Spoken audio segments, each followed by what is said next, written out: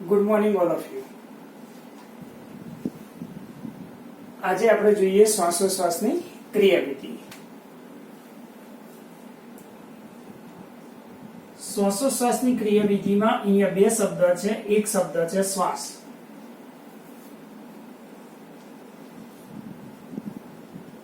અને બીજો શબ્દ છે ઉચ્છ્વાસ. શ્વાસ એટલે ઇન્સ્પિરેશન અને ઉચ્છ્વાસ એટલે એક્સપિરેશન. અને ઇન્સ્પિરેશન તરીકે દર્શાવી શકાય અને આને એક્સપિરેશન તરીકે દર્શાવી શકાય.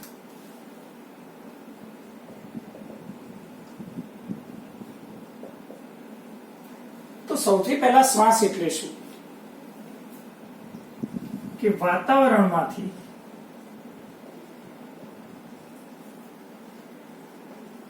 ઓક્સિજન યુક્ત હવા, વાતાવરણમાંથી ઓક્સિજન યુક્ત હવા ફેફસામાં દાખલ થવાની ક્રિયા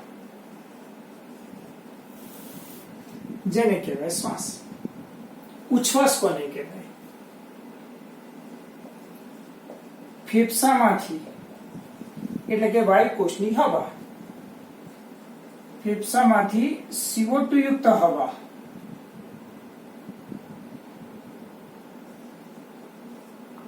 બહાર નીકળવાની પ્રક્રિયા, ફેફસામાંથી CO2 યુક્ત હવા બહાર નીકળવાની પ્રક્રિયા ને ઉચ્છ્વાસ તરીકે દર્શાવી શકાય. તો શ્વાસ અને ઉચ્છ્વાસની જે પ્રક્રિયા છે, તો આ બંને ક્રિયાની અંદર હંમેશા દાબ ઢોરાંશ એક જવાબદાર તરીકે આપણને જોવા મળશે. કેવી રીતે? તો આકૃતિ દ્વારા સમજીએ. શ્વાસ ક્યારે થાય? શ્વાસ ક્યારે થાય તો આપણે સમજીએ કે ભાઈ આ વાયુકોષ છે. ચલો આ દર્શાવી દીધું વાયુકોષ અને આ આપણે દર્શાવી દીધું વાતાવરણ. શ્વાસની ક્રિયા ક્યારે થાય? કે જ્યારે વાતાવરણની અંદર જે હવાનું દબાણ છે એ 760 mm Hg એટલે મર્ક્યુરી છે. તો વાતાવરણની હવાના દબાણ કરતા વાયુકોષની હવાનું જે દબાણ છે એ હંમેશા ઓછું હોવું જોઈએ. તો વાયુકોષની હવાનું દબાણ એ વાતાવરણના દબાણ કરતા હંમેશા ઓછું હોવું જોઈએ. કેમ? કારણ કે તમે શીખી ગયા કે ભાઈ વાયુ હંમેશા કઈ દિશા તરફ વહન પામે. તો એને દાબ ઢોરાંશનો સિદ્ધાંત શું કહે છે મિત્રો? તમે જાણતા હશો કે વાયુ હંમેશા વધુ સકેન્દ્રવાળા વિસ્તારમાંથી ઓછા સકેન્દ્રવાળા વિસ્તાર તરફ વહન પામે. તો અહીંયા વાતાવરણની અંદર જે દબાણ છે, તો વાતાવરણની અંદર જે દબાણ હંમેશા કેવું હશે? વધારે. તો સ્વાભાવિક કે વાયુકોષની અંદર જે દબાણ હશે તો વાતાવરણની સાપેક્ષે કેવું હશે? હંમેશા ઓછું આપણને જોવા મળશે. તો શ્વાસ ક્યારે થશે? તો શ્વાસની ક્રિયા ક્યારે થશે? કે ભાઈ વાયુકોષની અંદર રહેલી હવાનું દબાણ એ વાતાવરણની હવાના દબાણ કરતા કેવું હશે? ઓછું હશે. તો જ હંમેશા આ ક્રિયા કઈ થશે? શ્વાસની પ્રક્રિયા થતી આપણને જોવા મળશે. હવે પ્રશ્ન થાય કે ઓછું હશે તો કેટલું હશે? તો અહીંયા હવાનું દબાણ ઓછું. તો અહીંયા જે હવાનું દબાણ ઓછું છે એટલે કે એ કયા પ્રકારનું આપણને જોવા મળે છે? તે ઋણ શ્વાસોશ્વાસ તરીકે હંમેશા આપણે તેને ઓળખવામાં આવે છે. કારણ કે આપણે શીખી ગયા કે ભાઈ જ્યારે ફેફસા હતા, આપણે શીખી ગયા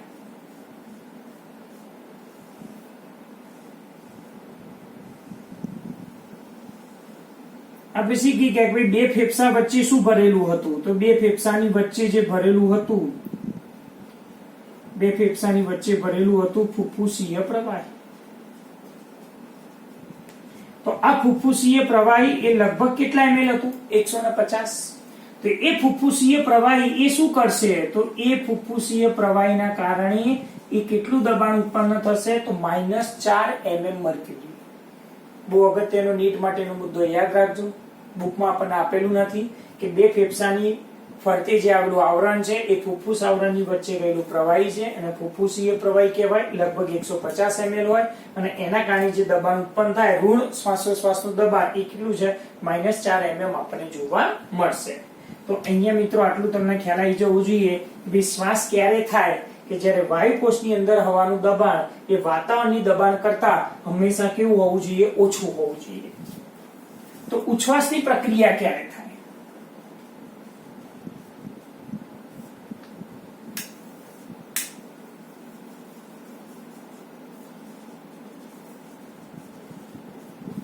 ઉચ્છ્વાસની ક્રિયા ક્યારે થાય? તો ખબર પડવી જોઈએ કે હંમેશા ઉચ્છ્વાસ એટલે કઈ હવા? CO2. ક્યાંથી? ફેફસામાં. તો ફેફસાની અંદર હંમેશા દબાણ કેવું હશે? વધારે.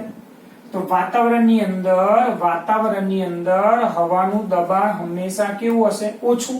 તો સ્વાભાવિક છે કે બે વાયુકોષમાંથી હવા ક્યાં જશે? તો વાતાવરણમાં જશે. યાદ રાખજો કે ભાઈ ઉચ્છ્વાસની ક્રિયા ક્યારે થાય કે વાયુકોષની અંદર હવાનું જે દબાણ છે એ હવાનું દબાણ વાતાવરણની સાપેક્ષે કેવું? વધારે. જ્યારે શ્વાસની અંદર હંમેશા વાયુકોષની અંદર હવાનું જે દબાણ છે, હવાનું દબાણ વાતાવરણની સાપેક્ષે કેવું હશે? તો ઓછું આપણને જોવા મળશે. તો અહીંયા તમે જોયું બંને વચ્ચે દબાણનો તફાવત છે. તો આ એક દાબ ડુહાસ અહીંયા હંમેશા સર્જાતો આપણને જોવા મળશે. તો આ પ્રક્રિયા કેવી રીતે થતી હશે?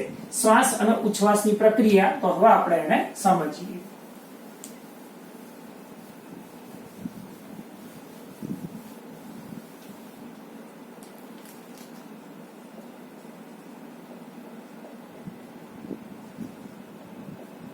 સૌથી પહેલી પ્રક્રિયા શ્વાસ.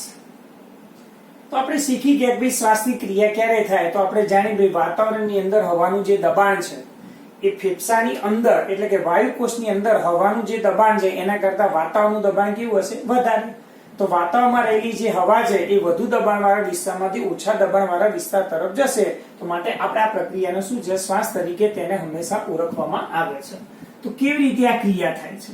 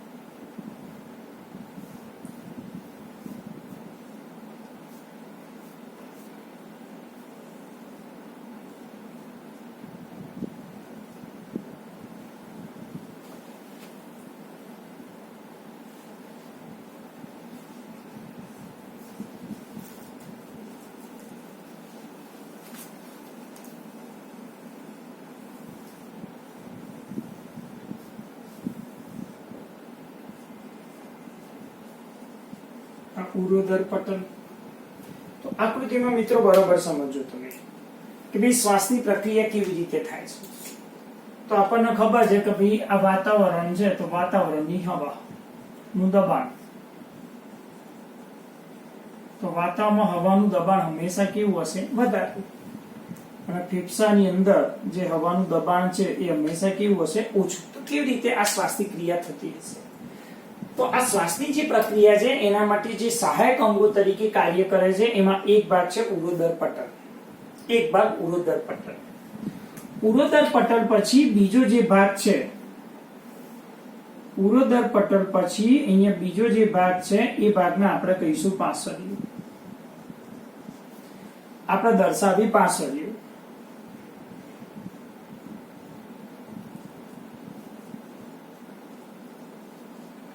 તો સૌથી પહેલા અહીંયા આપણે જોઈ નાખીએ કે શ્વાસની ક્રિયા ક્યારે થાય છે. તો સૌથી પહેલું નંબર 1 તો શ્વાસની જે પ્રક્રિયા છે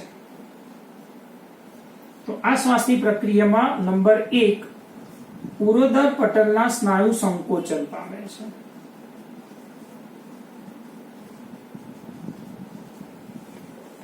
ઉરોદર પટલના સ્નાયુ અથવા તો નીટમાં તમને પૂછી શકાય જેને ફ્રેનિક મસલ્સ તરીકે દર્શાવી શકાય. કે જે ઉરોદર પટલ એ શું છે? પ્રકારનું મસલ્સ છે. એનું નામ કયું? ફ્રેનિક સ્નાયુ અથવા ફ્રેનિક મસલ્સ કહેવામાં. તો ઉરોદર પટલના સ્નાયુ જ્યારે સંકોચન પામે તો ઉરોદર પટલ હંમેશા નીચેની તરફ જાય. તો આ સંકોચન થશે તો ઉરોદર પટલ આ રીતનું થઈ જશે, સપાટ અથવા ચપટું, ફ્લેટ. તો ઉરોદર પટલના સ્નાયુ જ્યારે સંકોચન પામે છે, તો ઉરોદર પટલના સ્નાયુ જ્યારે સંકોચન પામે છે ત્યારે ઉરોદર પટલ એ નીચેની તરફ જશે.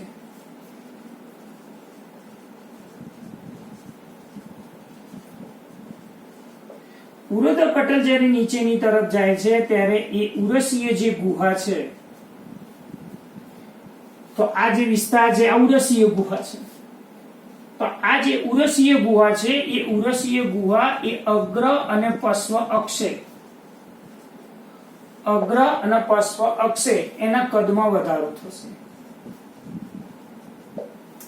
તો આ આપણે દર્શાવી દઈએ કે ભાઈ આ ઉરસીય ગુહા છે.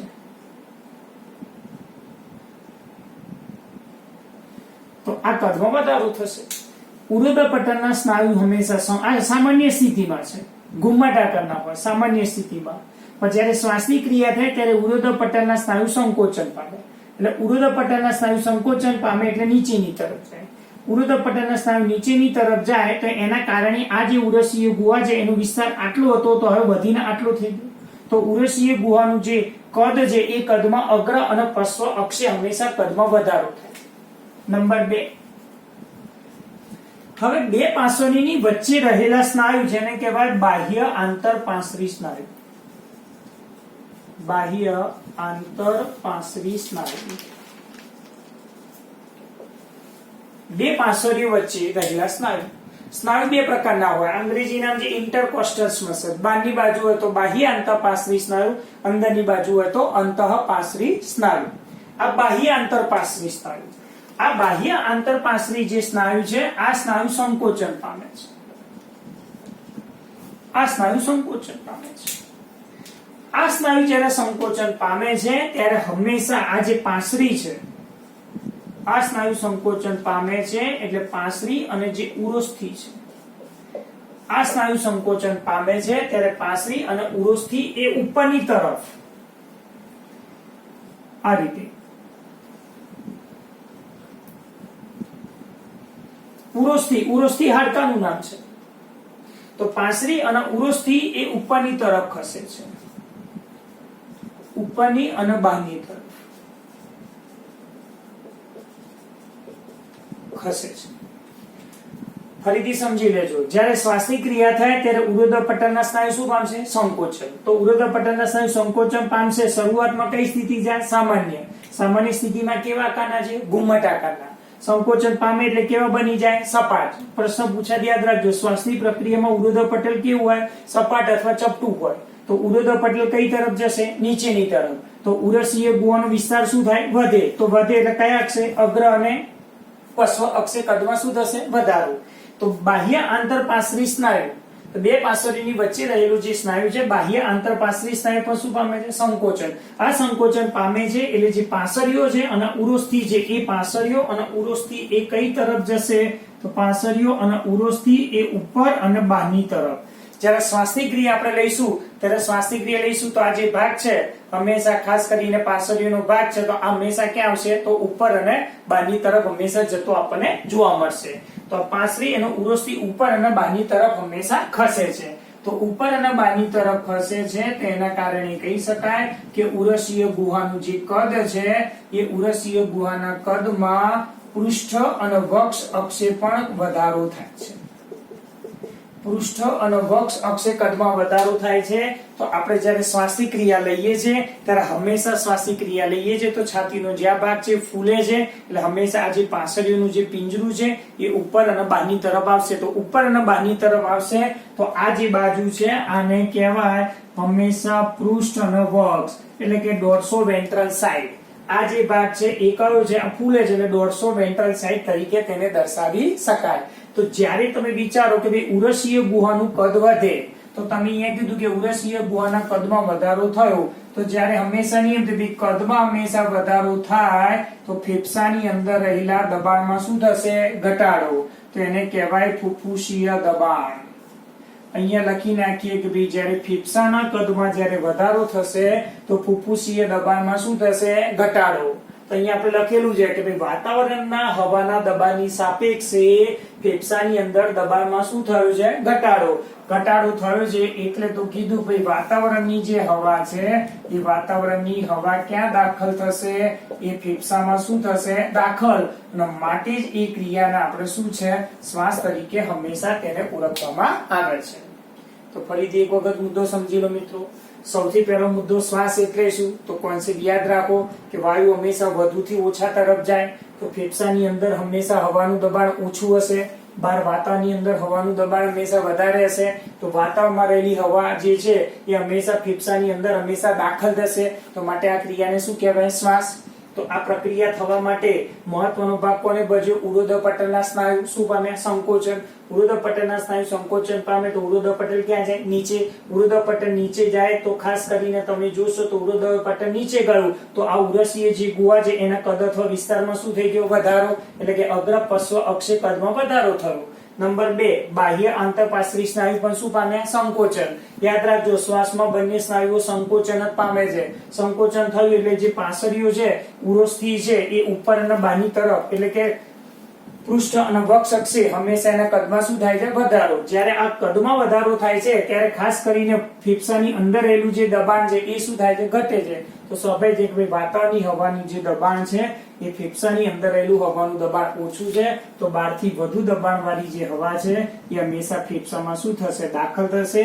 અને આ પ્રક્રિયાને શ્વાસ તરીકે દર્શાવી શકાય. તો શ્વાસની પ્રક્રિયામાં સ્નાયુઓનું સંકોચન થાય છે અને સ્નાયુનું સંકોચનમાં એટીપી નો ઉપયોગ થાય છે. સ્નાયુ સંકોચનમાં એટીપી નો ઉપયોગ થાય છે. માટે શ્વાસ એક સક્રિય પ્રક્રિયા છે. શ્વાસ એક સક્રિય પ્રક્રિયા છે જેને એક્ટિવ પ્રોસેસ તરીકે દર્શાવી શકાય. અને આ જે પ્રક્રિયા છે એ સામાન્ય 2 સેકન્ડમાં પૂર્ણ થતી આપણને જોવા મળશે. તો આ એક મુદ્દો આપણે શીખી ગયા શ્વાસ. આને બધું વિરોધી આપણે દર્શાવીએ તો આપણે એને ઉચ્છ્વાસ તરીકે પણ તેને દર્શાવી શકાય. આનું બધું વિરોધી દર્શાવવાનું છે તો એ જ મુદ્દાને આપણે ઉચ્છ્વાસ તરીકે અહીંયા દર્શાવી શકીશું. તો એના મુદ્દા આપણે જોઈ કાઢીએ. હવે ઉચ્છ્વાસની પ્રક્રિયા ક્યારે થશે? ઉચ્છ્વાસની પ્રક્રિયા ક્યારે થશે? તો નંબર 1 આપણે શીખી ગયા કે ઉરોધ્ર પટલના સ્નાયુ અને બાહ્ય આંતરપાર્શ્વી સ્નાયુ. નંબર 1 ઉરોધ્ર પટલના સ્નાયુ અને બાહ્ય આંતરપાર્શ્વી સ્નાયુ ના સંકોચન થવાથી મિત્રો અહીંયા વિસ્તરણ અથવા તો શિથિલ. બરાબર. અહીંયા સંકોચન હતું તો અહીંયા વિસ્તરણ. તો ઉરોધ્ર પટલના સ્નાયુ અને બાહ્ય આંતરપાર્શ્વી સ્નાયુ હવે શું થશે કે બેનું વિસ્તરણ થવાથી. તો હવે વિસ્તરણ થવાથી એ શું થશે કે ઉરોધ્ર પટલ એ મૂળ સ્થિતિ પ્રાપ્ત કરશે. તો ઉરોધ્ર પટલ પાર્શ્વી અને જે ઉરોસ્થિ છે એ ઉરોસ્થિ એ પોતાની મૂળ સ્થિતિ પ્રાપ્ત કરે છે. હવે જ્યારે મૂળ સ્થિતિ પ્રાપ્ત કરે છે તો તમને ખ્યાલ આવી જવો જોઈએ આકૃતિમાં કે બે ઉરોધ્ર પટલના સ્નાયુ વિસ્તરણ પામશે તો હવે એ ક્યાં જશે? તો ઉપરની તરફ જશે. પાસળીઓ અને જે ઉરોસ્થિ છે હવે પાછા પોતાની મૂળ સ્થિતિમાં પાછા આવશે. મૂળ સ્થિતિમાં પાછા આવશે. મૂળ સ્થિતિમાં પાછા આવશે તો સ્વાભાવિક વસ્તુ છે કે ઉરસીય ગુહાનું જે કદ છે તો ઉરસીય ગુહાના કદમાં શું થશે? ઘટાડો. ઉરસીય ગુહાના કદમાં ઘટાડો અને ઉરસીય ગુહાના કદમાં ઘટાડો અને ફુફ્ફુસીય જે દબાણ છે એ ફુફ્ફુસીય દબાણમાં શું થશે? વધારો. આ હંમેશા નજીક આવશે એટલે દબાણમાં હંમેશા શું થશે? વધારો. દબાણમાં વધારો થશે તો ફેફસાની અંદર રહેલી જે હવાનું દબાણ છે એ બહારની બાજુ રહેલા હવાના દબાણ કરતા અહીંયા કેવું છે? વધારે. તો અહીંયા કેવું છે?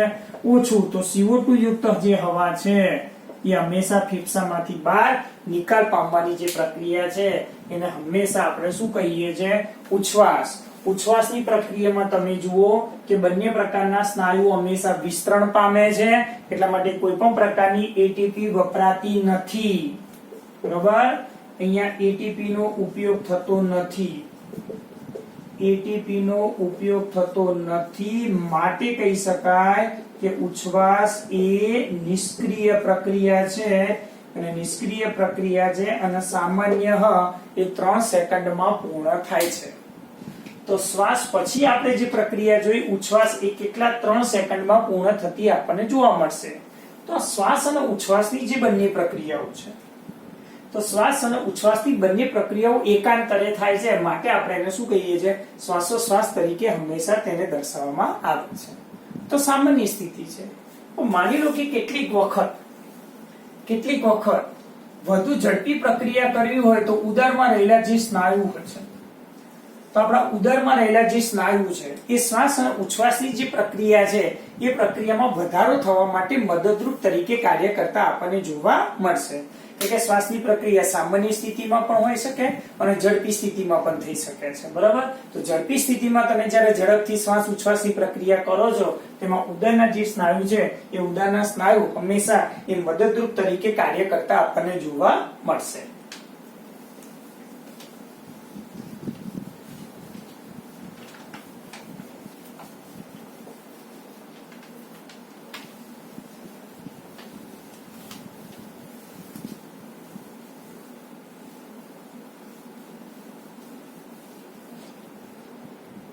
બીજો મિત્રો યાદ રાખજો કે ભાઈ એક સ્વસ્થ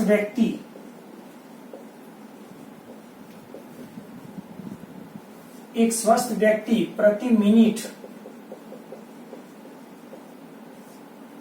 12 થી 16 વખત શ્વાસોશ્વાસ કરે છે. ખાસ યાદ રાખો, એક સ્વસ્થ અથવા તંદુરસ્ત વ્યક્તિ 1 મિનિટમાં આપણે 12 થી 16 વખત એ શ્વાસોશ્વાસની પ્રક્રિયા કરે છે. તો આપણા શરીરમાં જે ફેફસા દ્વારા જે પ્રક્રિયા થાય છે શ્વાસોશ્વાસની, તેનું માપન કેવી રીતે થતું હશે? તો અહીંયા લખી નાખીએ કે ભાઈ જે શ્વાસોશ્વાસ છે, તો શ્વાસોશ્વાસમાં હવાના દબાણનું જે માપન છે, એ હવાના દબાણનું માપન એ સ્પાયરોમીટર નામના સાધનથી થઈ શકે છે.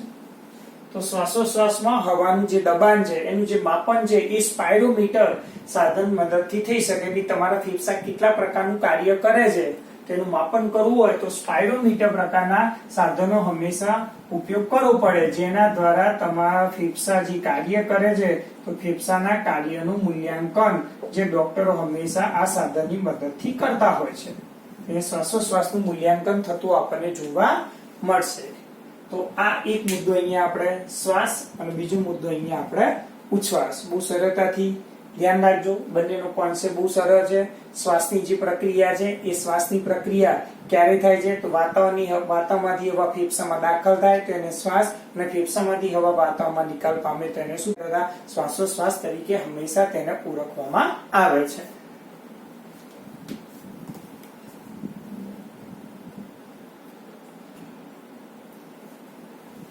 હવે આપણે આગળનો પ્રશ્ન જોઈએ, શ્વસનનું કદ અને શ્વસન ક્ષમતા. અંગ્રેજીમાં રેસ્પિરેટરી વોલ્યુમ અને કેપેસિટી.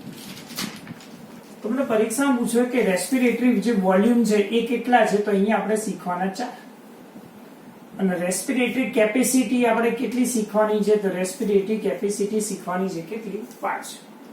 વોલ્યુમ 4 છે અને કેપેસિટી આપણે શીખવાની છે 5. તો કયા પ્રકારના વોલ્યુમ છે? તો સૌથી પહેલા આપણે વોલ્યુમનો અભ્યાસ કરીએ.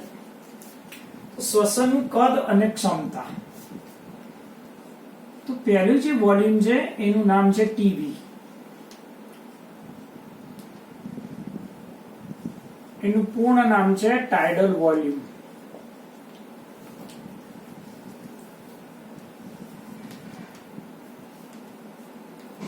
બીજું નામ છે આઈઆરવી.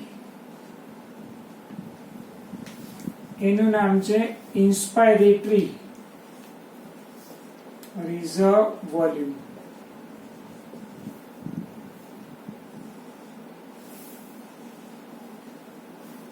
ત્રીજું નામ છે ERV, એનું નામ છે એક્સપાયરેટરી રિઝર્વ વોલ્યુમ.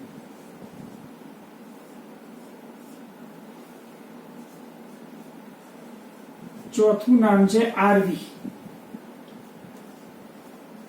એનું નામ છે રેસિડ્યુઅલ વોલ્યુમ. તો આપણો મુખ્ય વોલ્યુમ પહેલા શીખવાના છે 4. તો ટીવી ટાઇડલ વોલ્યુમ એ શું કહે છે કે સામાન્ય આપણે જ્યારે વિશ્રામની સ્થિતિમાં હોઈએ છીએ, અત્યારે આપણે વિશ્રામની સ્થિતિમાં છે, તો આપણા શરીરની અંદર હવા અંદર અને બહાર જતી હોય છે. અંદર જતી હોય તો શ્વાસ અને બહાર જતી હોય તો ઉચ્છ્વાસ. તો હવા જે અંદર બહાર જતી હોય છે એ પ્રક્રિયાને આપણે કહીએ છીએ ટાઇડલ વોલ્યુમ. તેને ગ્રાફ દ્વારા આપણે અહીંયા સમજીએ.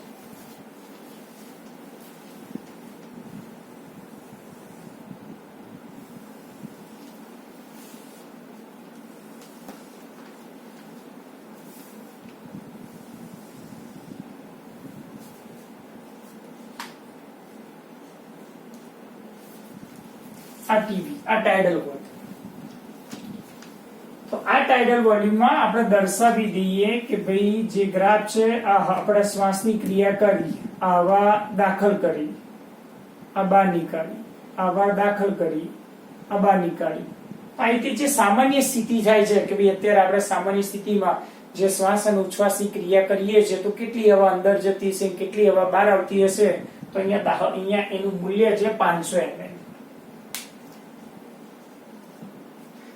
તો સામાન્ય સ્થિતિમાં શ્વાસ અને ઉચ્છ્વાસની પ્રક્રિયા દરમિયાન હવા દાખલ થાય છે, બહાર આવે છે, દાખલ થાય છે, બહાર આવે છે, તો એ 500 ml છે. પણ હમણાં આપણે અગાઉ શીખી ગયા કે એક સ્વસ્થ વ્યક્તિ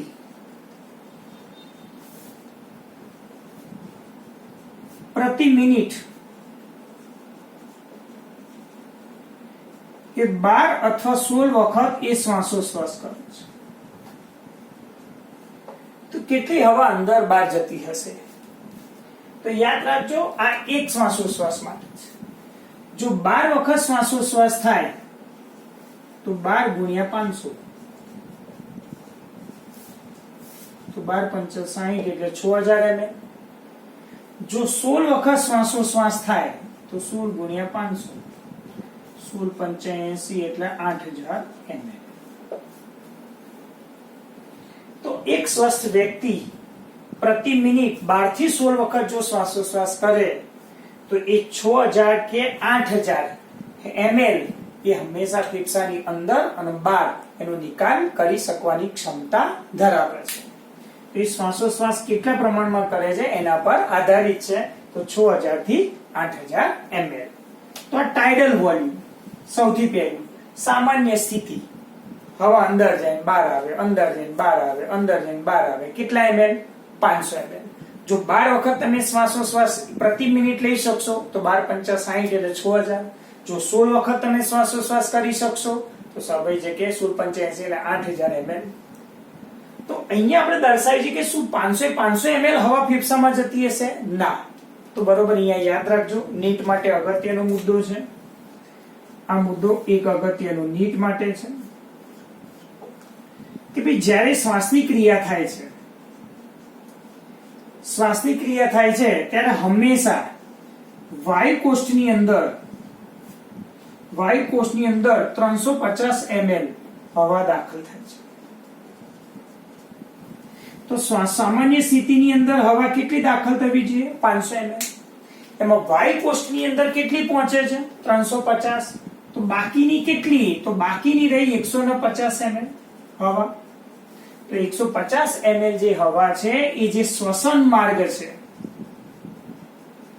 એ શ્વસન માર્ગમાં જે હવા છે, એ શ્વસન માર્ગમાં રહેલી જે હવા છે એ નાશ પામે છે, મૃત પામે છે. એ અવકાશ માટે એને કહેવાય મૃત અવકાશ વાયુ તરીકે તેને દર્શાવી શકાય અને એનું મૂલ્ય છે 150 ml. સામાન્ય સ્થિતિમાં આપણે એવું કહીએ છીએ કે સામાન્ય સ્થિતિમાં આપણે હવા દાખલ કરી, દાખલ થઈ, બહાર નીકળી, દાખલ થઈ, બહાર નીકળી. તો જનરલી આપણી બુકમાં લખ્યું છે કે ભાઈ 500 ml. તો 500 ml હવા કે વાયુકોષમાં જતી નથી. વાયુ કોષ્ટમાં જાય છે હવા માત્ર 350 ml. તો બાકીની ક્યાં ગઈ? તો બાકીની જે 150 ml હવા છે એ વચ્ચે જે શ્વસન માર્ગ છે એ શ્વસન માર્ગમાં એ જે હવા છે ત્યાં સંગ્રહ પામે છે અને ત્યાં એ નાશ પામે છે અને માટે એ છે એ મૃત અવકાશ વાયુ તરીકે તેને દર્શાવી શકાય અને એનું મૂલ્ય છે કેટલું? 150 ml. બરાબર? આ એક મિત્રો યાદ રાખજો. તો આ તો આપણે શીખી ગયા ટાઇડલ વોલ્યુમ. હવે આપણે શીખવાનું છે ઇન્સ્પાયરેટરી reserve volume.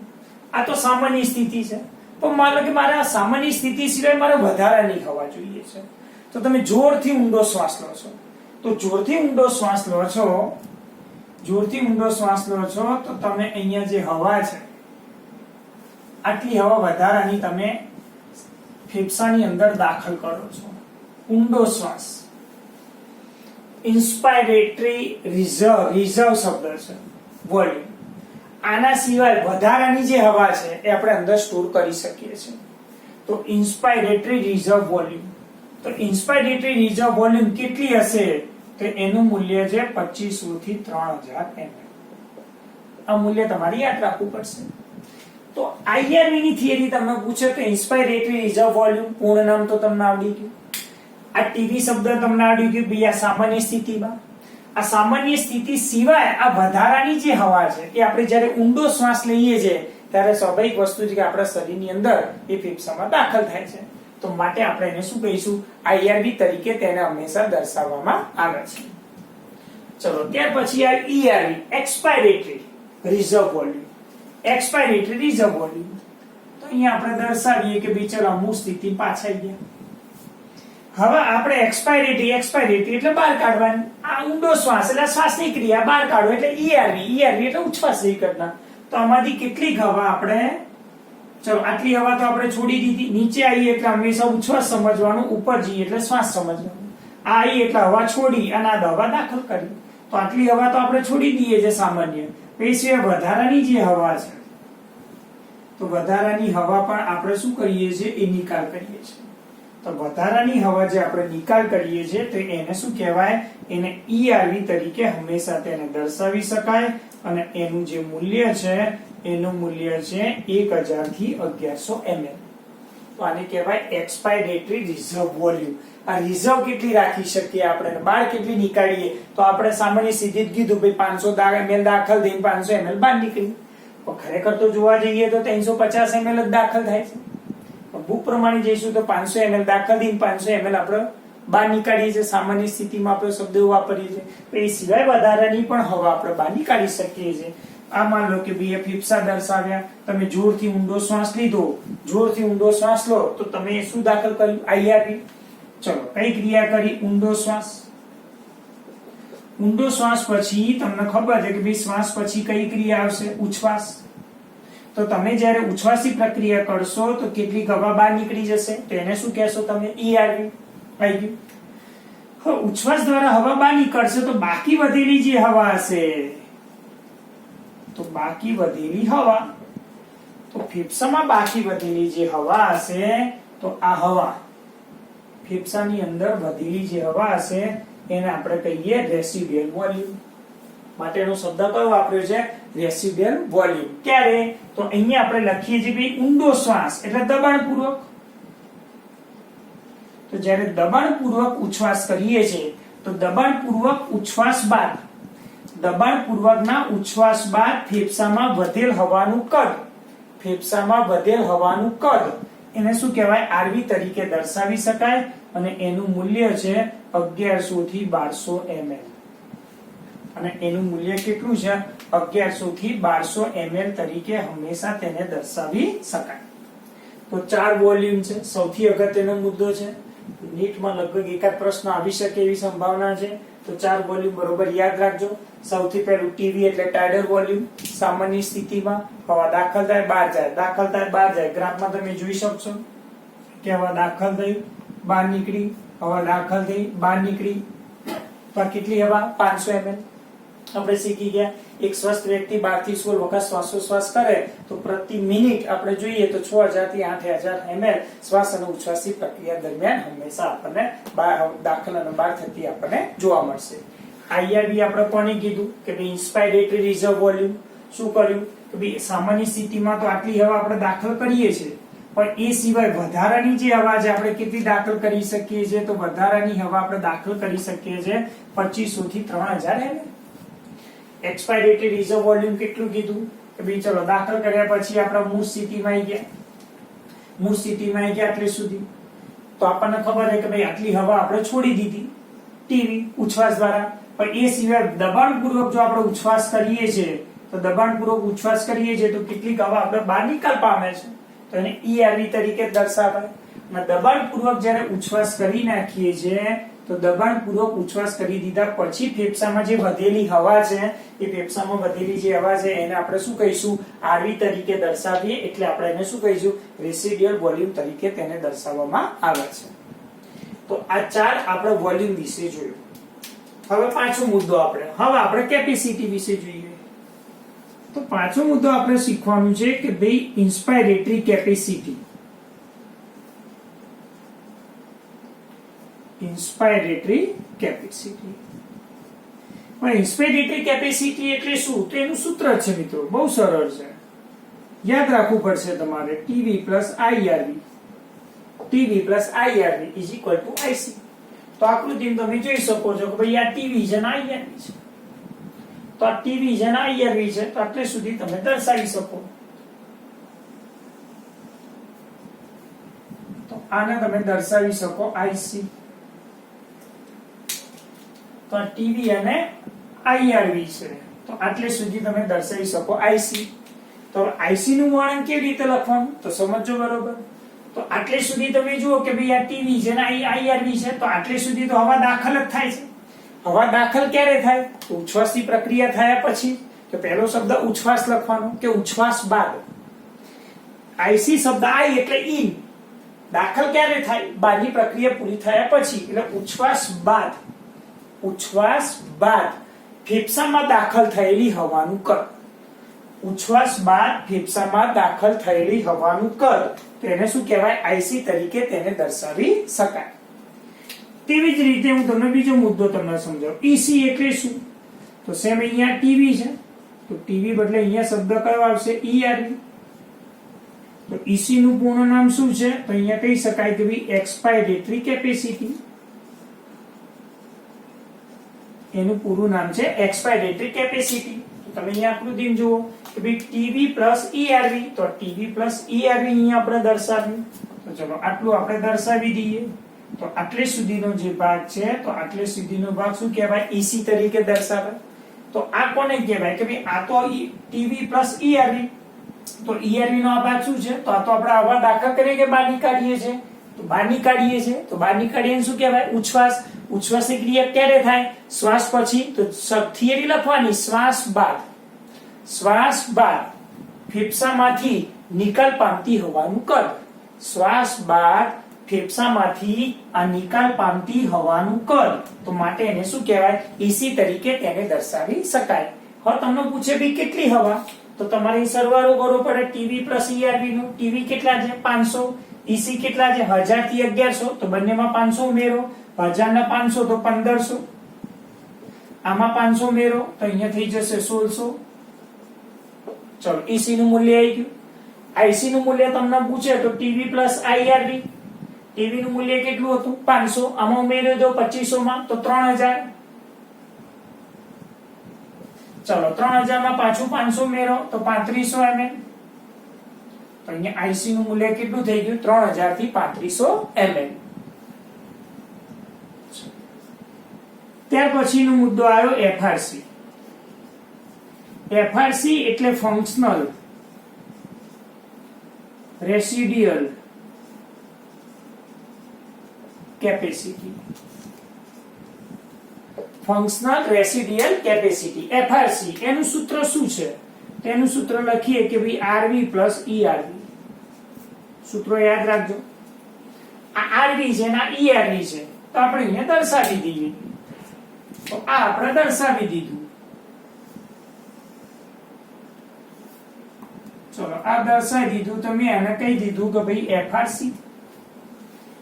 RV plus ERV. તો RV પ્લસ ERV. તો હવે FRC એટલે શું?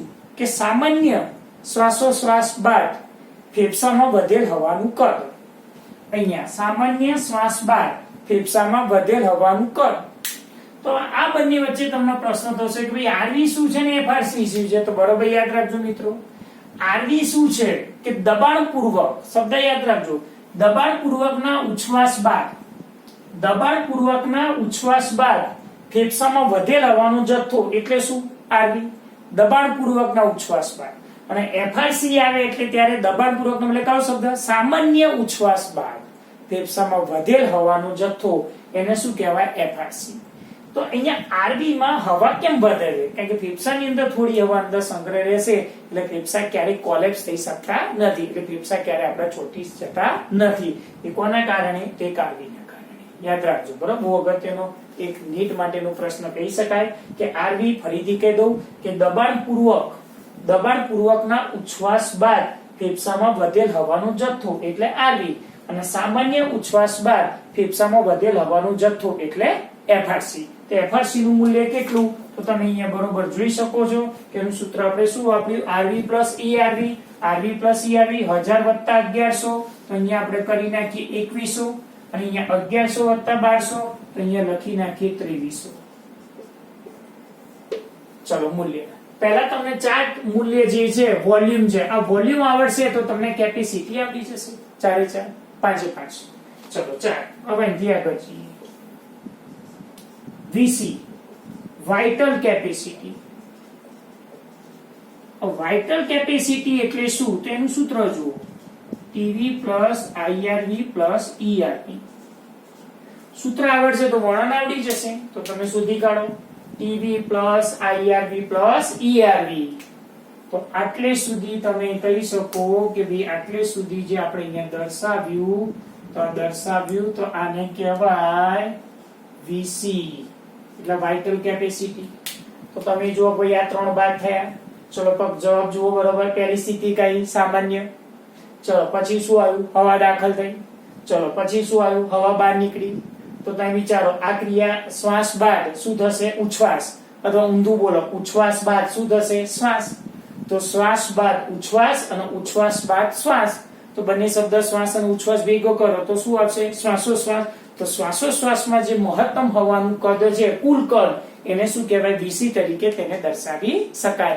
VC નો અર્થ વાઇટલ કેપેસિટી. કારણ કે IRV એટલે શું યાદ રાખવાનું? શ્વાસ. અને ERV એટલે શું યાદ રાખવાનું? ઉચ્છ્વાસ. તો શ્વાસ બાદ ઉચ્છ્વાસ અથવા ઉચ્છ્વાસ બાદ શ્વાસ, તો ત્રણે ભેગું છે એટલે શ્વાસોશ્વાસ થયું. તો શ્વાસોશ્વાસમાં હવાનું કુલ કદ એટલે એને શું કહેવાય? VC તરીકે તેને દર્શાવી શકીએ. હવે એનું મૂલ્ય કેટલું? તો ત્રણેયનું ટોટલ કરવું પડશે તમારે. તો 2500 વત્તા 500 એટલે 3000 વત્તા 1000 એટલે 4000. ચલો બીજું 3000 વત્તા 500 3500 અને 1100. 3500 અને 1100 એટલે 4600. બરોબર જોઈ લેજો. 2500 વત્તા 500 3000 ને 4000. ચલો 3 ને 4 એટલે 4100 500 4600 એટલે 20.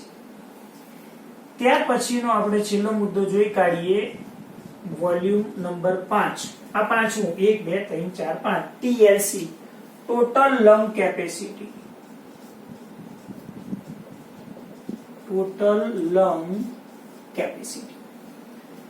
હવે અહીંયા જોઈએ તો આ ચાર્ટમાં દર્શાવેલું બધું જ આવી ગયું. Total lung capacity TLC. તો અત્યાર સુધી આપણે કહેતા હતા કે સામાન્ય સ્થિતિમાં હવા અંદર બહાર જાય, પછી કીધું કે ભાઈ ઊંડો શ્વાસ લઈએ, પછી કીધું કે ભાઈ આપણે દબાણપૂર્વક ઉચ્છ્વાસ કરીએ. તો અહીંયા TLC એટલે શું? Total lungs. લંગ્સ એટલે ફેફસા તો આવી ગયા. તો ફેફસાની સાથે સાથે શ્વસન માર્ગ પણ આવી ગયો.